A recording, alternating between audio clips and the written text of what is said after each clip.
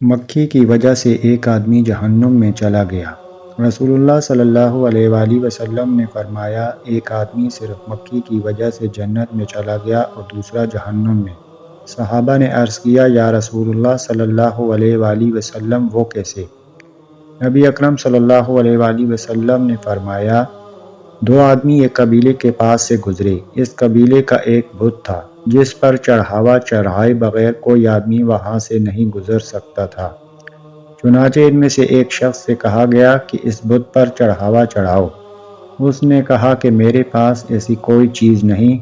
قبیلے کے لوگوں نے کہا کہ تمہیں چڑھاوا ضرور چڑھانا ہوگا، خواہ مکھی ہی پکڑ کر چڑھاؤ۔ مسافر نے مکھی پکڑی اور بت کی نذر کر دی۔ لوگوں نے اسے جانے دیا اور وہ اس چڑھاوے کی وجہ سے جہنم میں چلا گیا۔ قبیلے کے لوگوں نے دوسرے آدمی سے کہا، تم بھی کوئی چیز بت کی نذر کرو۔ اس نے کہا، میں اللہ تعالیٰ عز و جل کے علاوہ کسی دوسرے کے نام کا چڑھاوا نہیں چڑھاؤں گا۔ لوگوں نے اسے قتل کر دیا اور وہ جنت میں چلا گیا۔